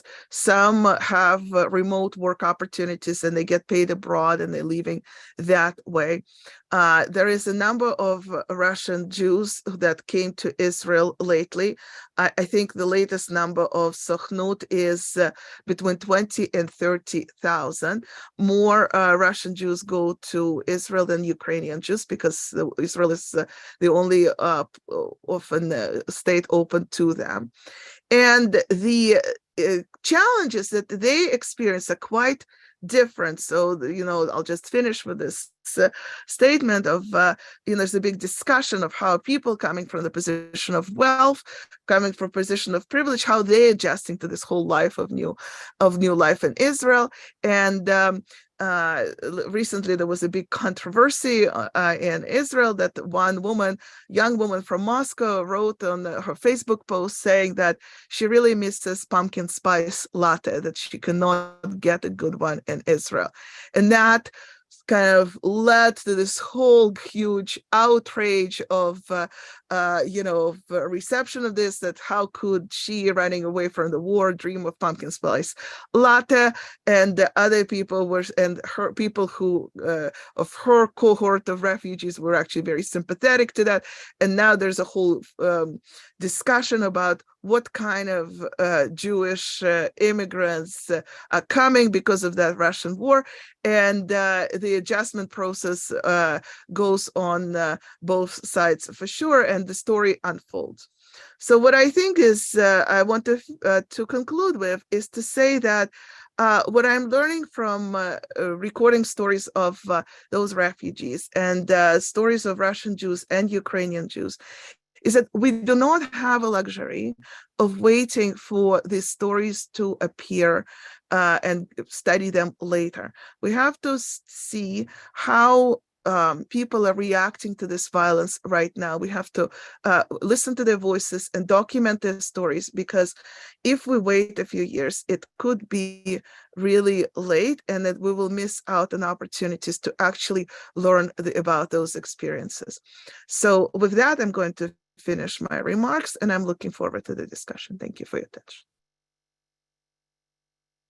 Thank you so much, Dr. Sterntzis. So your and Jeff's and Sasha's combined talks, some history, some literary studies, some sociology, gave us a great and really detailed sense of how many profound transformations of identity have taken place over the last few centuries, and especially over the last 100 years. And I guess I was struck by how quickly some of these transformations can take place, and are continuing to take place very much into the present day and surely into the near future. So truly fascinating stuff that the three of you have brought to us today. Jeff, you can turn your camera on too. Thank you. Welcome back. We have about 15 minutes set aside now for some short responses from the panelists to one another's work. So we can go in any order. I wonder if you had any reactions, kudos, grievances with what one another has said, and then we'll have some time for a Q&A from the audience. So if you are a participant of one of the 123 people that are on this Zoom webinar, you can type your questions into the Q&A, and I will do my best to get to as many juicy questions as I can. Why don't we start with Jeff's, and we'll move back through the order that we started, so that Anna, you have some time to catch your breath as well. Jeff. Don't really have any specific questions. Happy to hear from the audiences, but I am actually, really fascinated to hear what Anna and Sasha are doing, and particularly their project about what Anna's doing right now with researching the emigres. I'm particularly intrigued by what you say about the capital that some people have and the ways that some people are able to move and not. Definitely something that I've always been interested in as well, and just really fascinating work. And Sasha too, as well, fascinating to hear from you again. So I don't have any particular questions, but happy to hear from audience. Okay, well, maybe have more time. Sasha, do you want to have like fully slated 5 minutes for each of you? It's great if it's fine if you don't. We'll get more questions from the Q&A, but I did want to give you some space if you have some thoughts. Yeah, no, definitely have thoughts, but I think it's also will be short, and it'll be great to hear from the audience. Just really fascinating to. I'm kind of a couple of things come to mind. Is you really did a really interesting job putting this panel together, because you've got Jeff is an historian who works with archival sources. I'm somebody who does literature and works with literary text, and Anna is in all of her previous work as well, right, as a historian of oral history, right, the foundational methodology in texts, and at least in the first two books that Anna wrote, they're also wonderful interpretive, right, sort of works based on oral interviews that are contemporary to Anna's research, right, with people who had lived through various epochs of the century, but they're interpretive, right, by kind of with that distance.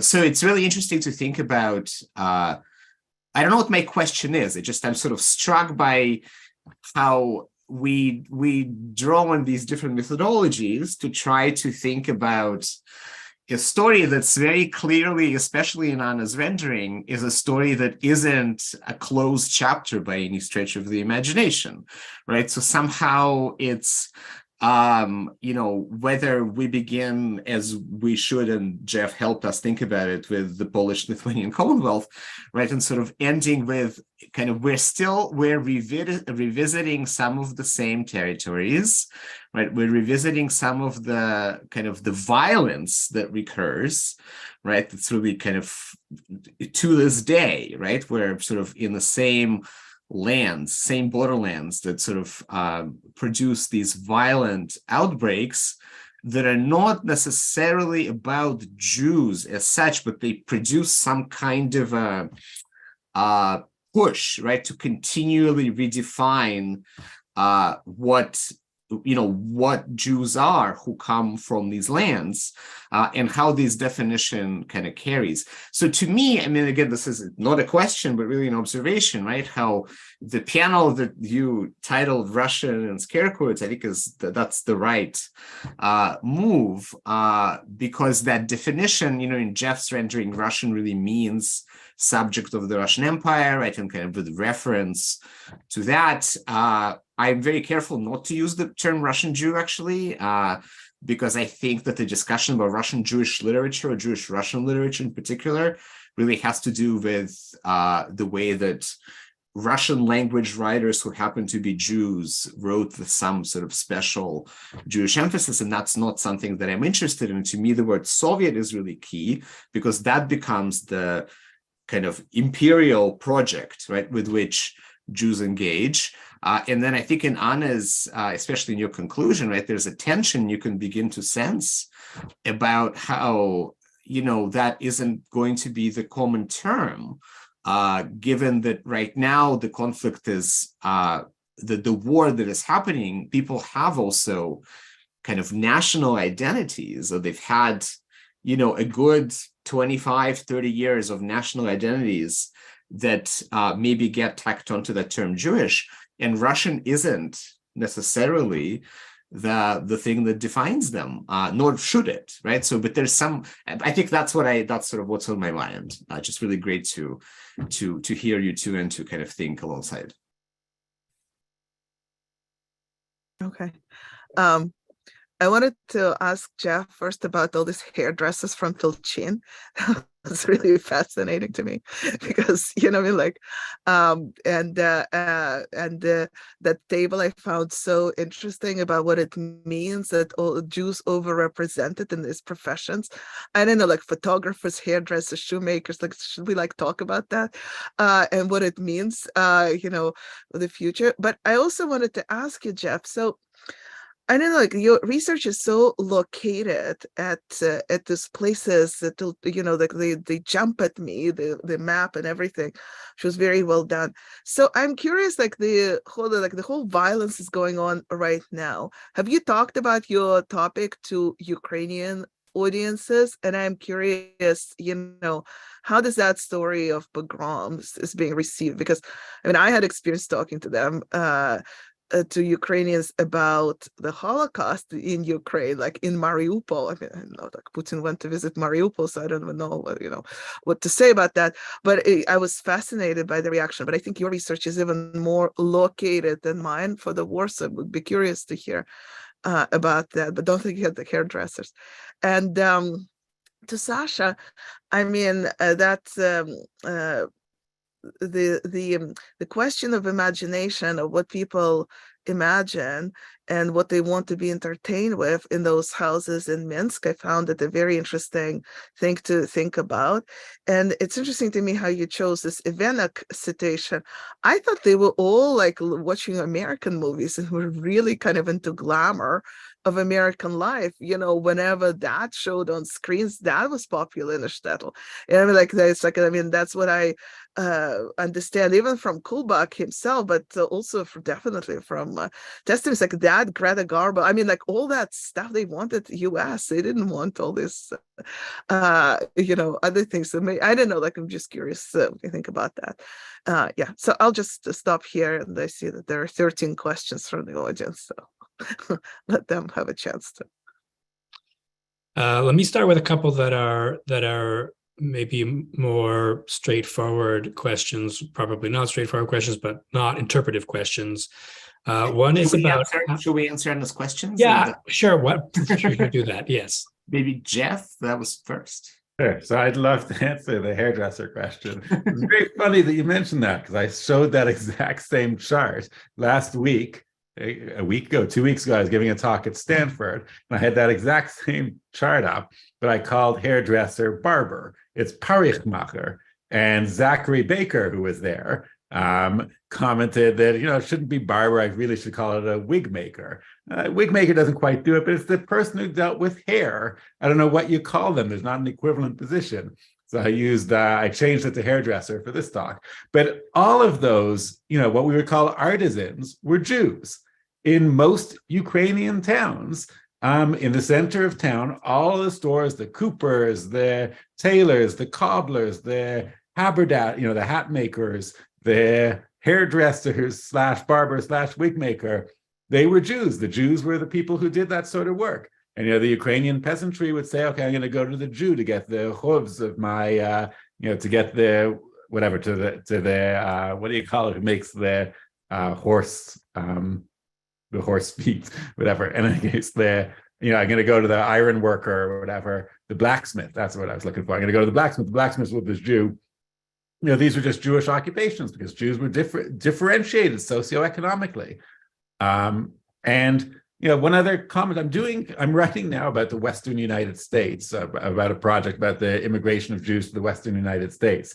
And I'm noticing it's actually quite similar in a lot of towns in the Western United States, in Texas, Oklahoma, Missouri. The center of town used to, at the turn of the century, be predominantly Jewish. And the dry goods stores and the tailors and the dressmakers were also predominantly Jewish, even in places like Ardmore, Oklahoma, or Joplin, Missouri, that have very small Jewish populations now. But when you go to the downtown core, you can see that on the tops of the buildings, it says, you know, Stein, Goldberg, and they were there, or, you know, Neiman Marcus in Dallas. So it's interesting that those same occupations, the artisans were Jews. Socioeconomically. So that's a really interesting phenomenon. Interesting that you point to that. But you're right to point to it. Sasha? Yeah, just very quickly. So Jeff, Zachary Baker is here too. So hey. I I didn't realize that. So yeah. Great. A wonderful listener always. I think I'll answer by kind of thinking about the different, again, kinds of scholarship that we do, right? The different research we do. So I think your question is informed by the research that you did for Soviet and Kosher, which is a fantastic book where there were interviews with, at that point, Jews in their 70s and 80s who'd grown up right at the time. I mean, I'm retelling your book, your book, that had grown up at the time that I'm writing about, right? That's in the 1920s and the 1930s. So they have clear memories of the Soviet project. So they answer various questions with, what their movie preferences may have been. I write about literature that was written at the time, right? So not somebody's later reminiscences. And I gave you one of the puzzles as an example. I try to solve various others that pop up in these texts. And I try to locate something that maybe is counterintuitive, right? To what we maybe get from later accounts. And I think in this case, what's interesting to me, right, is how it's hard to study trying to understand the experience of, Proste Yidden, regular Jews, not elites, right? Because I'm not writing about Jewish Bolsheviks, of whom there were many, right? I'm trying to write about the way that these people are captured. But it's hard to do that through the texts of writers who themselves are obviously elite in various ways, right? So how does, a major writer represent a common Fetra Ichi who goes to the movie when it's clearly Kurbak who'd gone to the movie? And I can find which movie he saw because of the movies that showed. So it's trying to understand, right, how they were kind of endowed with that consciousness and a response, right, that maybe wasn't what people who had survived that period and lived through another rupture of the war, as the protagonist of your first book did, right, how their recollections of that period are different. But I think this is as far as it can get to a kind of a cultural but contemporaneous account. Two questions for Jeff to start off. One is about how the Jews fared during the Holodomor, for the starvation of Ukrainians in, I guess, the early 30s by the Soviet policy. Why don't you do that? We'll do one at a time. All right. So the Holodomor, during which about 3.5 million Ukrainians were killed by hunger, starved to death, as a result of really state-sanctioned famine that took place in Ukraine between 1932 and 1933, Jews tended to fare better than their non-Jewish neighbors. And the main reason for that is because the famine was mostly in the countryside. It was Ukrainian grain that was being seized by the state, by Moscow, in order to use it to feed the industrialization drive, Stalin's industrialization drive. So he was coming and taking the peasants' grain, starving them to death in order to feed the industrialization drive. In the cities, there was a little bit more food, and that's where the Jews tended to live. It was still at a time when it was possible to get aid packages from the West, and particularly from the Joint Distribution League and Agro Joint and American organizations that provided aid to particularly Soviet Jews. And Jews could also get food packages that helped them survive. So there are Jews who died during the famine. Many Jews, I don't know the numbers, thousands, tens of thousands of Jews died as a result of the famine in 1932 to 1933, but they fared slightly better than their Ukrainian neighbors. This is significant also because it gives rise to rumors and to conspiracy theories of Ukrainian peasants wondering, how come we're starving to death and the Jews have food? And this created a great deal of animosity and a great deal of suspicion about, were the Jews hoarding our food? Were the Jews taking our food? And then we'll add to that the presence of some Jews in the hierarchy of Soviet bureaucracy that led some Ukrainians to conclude this is something that the Jews are doing to us. And that plays a role in Jewish-Ukrainian relations in the future. So it's a significant moment in Jewish-Ukrainian relations. I should note that at this time, the people who are orchestrating the famine are not actually Jewish. There had been heads of the Soviet Party of Ukraine who were Jewish before, but they had already been purged by the time the famine begins. But nevertheless, there's a widespread perception among many Ukrainians that the Jews have positions in the upper echelons of the Soviet bureaucracy. Anna, we'll turn to you. One of our guests is wondering how the identity of Russian and Ukrainian Jews, be they refugees or not, how you think they might change once the war is over, if there'll be some kind of new Jewish identity, one of unified post-Soviet Jews, or if you might have any thoughts about the future, predicting the future. Excellent. just what I like doing. Yeah, I think the right now what we're seeing is a very quick division between Russian Jewish and Ukrainian Jewish identity. We saw it actually happening as early as 2008, specifically even 2014, and that is this is a discussion of the contemporary Ukrainian Jews who live in Ukraine right now are talking about specifically shared past, Ukrainian Jewish past. And even when Jeff was giving his talk today, it was all about Ukrainian past, Ukrainian Jewish and all this. So I think even historiography begins to follow that now. But I think people who are in Ukraine right now, Jewish people in Ukraine, historians of Jewish history in Ukraine, Jewish studies scholars in Ukraine, they're very actively working out that narrative of shared sufferings of Ukrainians and Jews in the past and definitely going forward. And Russian Jewish or Russian speaking Jewish identity, it goes slightly differently. And it will be interesting to see whether people, I don't know, who have background like me, my father is from Ukraine, and never in his wildest dreams would he call himself a Ukrainian Jew, and neither would I. I would find it actually a little strange, even today, to do that. So it will be interesting if things like this will change. And I don't know, Sasha is careful not to use the word Russian Jew. I'm completely not careful, and I use that word all the time. And also because something has to be said, I don't know, for clarity, right? You know what I mean? So yes, Russian Jews, it's understood. Ukrainian Jews also understood, needs to be unpacked. And I think that in the future, we will see emergence of the Ukrainian Jewish legacy and heritage, and it will be worked out. Right now, it's hard to work it out because the source of pride of Russian-speaking, okay, Sasha, Russian-speaking Jews, Ukrainian-speaking Jews, they have common points, survived pogroms, immigration, Holocaust, post-war discrimination, immigration after, this is all the shared Jewish past. Right now, we have different presence. Ukrainian Jewish people are fighting in the army and in the Ukrainian army. And there's all this, kosher food available to them if they want to. And all that is going to impact that story. And I think that war right now will become one of those breaking through points before and after, of how people will define their identity.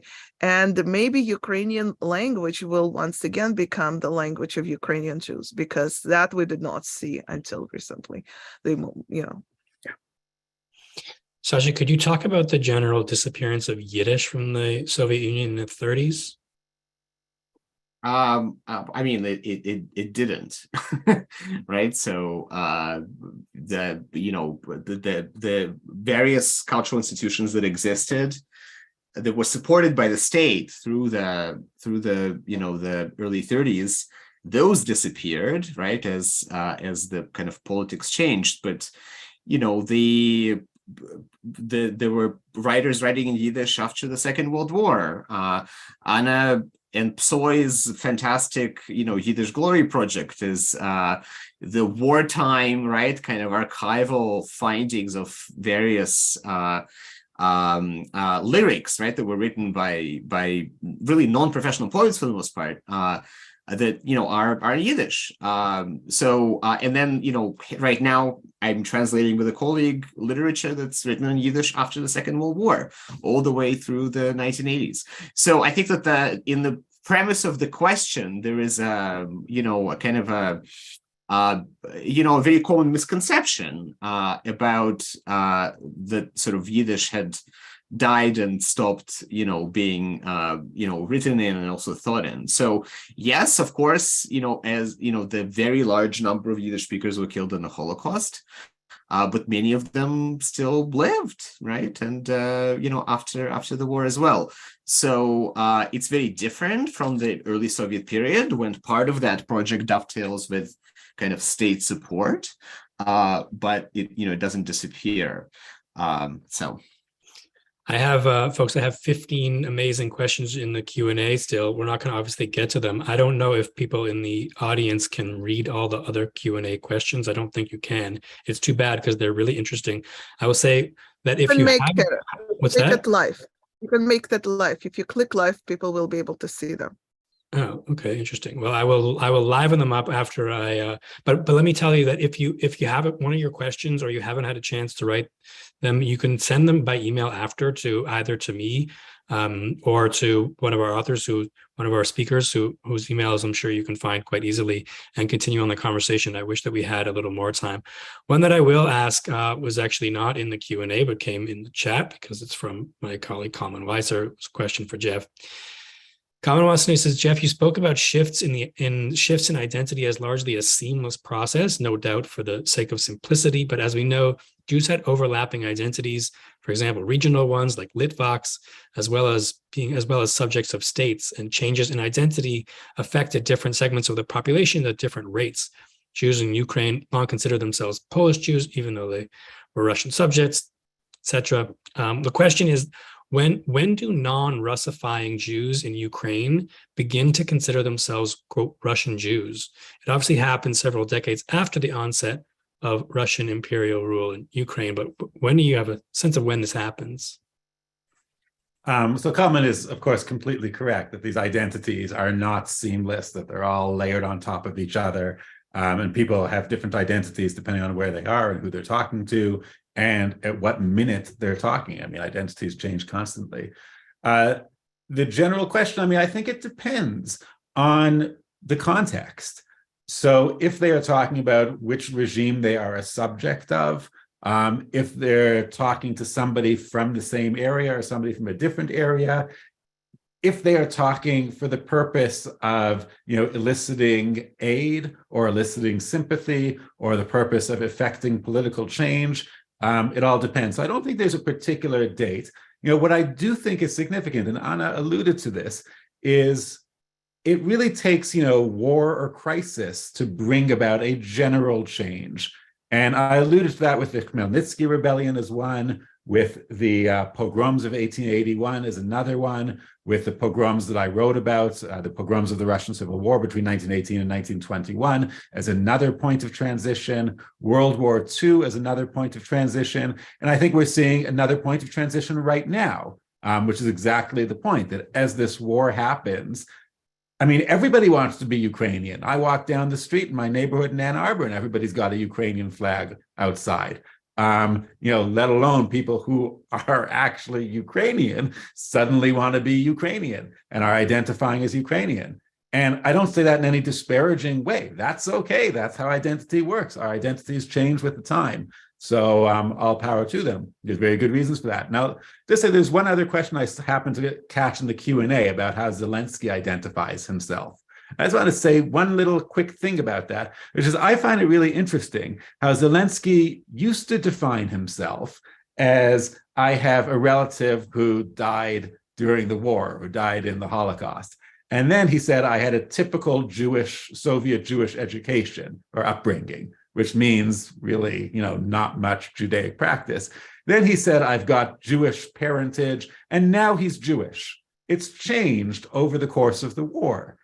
And that's okay. Again, I'm not disparaging that. That's how identity works. And I do think that he has probably, as an individual, come to think of himself as more Jewish because of the way the Jewish world has embraced him as a Jewish leader, and where he may not have thought of himself that way before, he does now.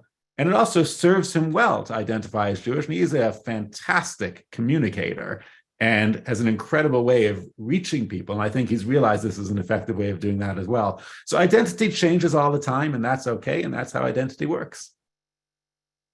Well, we had a knot of a KNOT of a subject matter for this year's Wolinsky lectures, and I'm really pleased that we made the decision to have 3 lecturers instead of 2. Kol hakavod to you all, and to really the fantastic guest questioners who drop questions in the Q&A that we won't be able to get to. Mindful of the time, in whichever time zones you're in, I wanted to offer just a word of gratitude to all 3 of you on behalf of all of us at the Center for Jewish Studies and all of our guests for today's webinar. You really brought us a really nuanced, insightful body of comments and insights, and you have us thirsting for more. So everyone should go out and read these good scholars' books and continue on the conversations together and separately. Thank you all very much for coming out tonight. Thank you. Thanks. Yeah.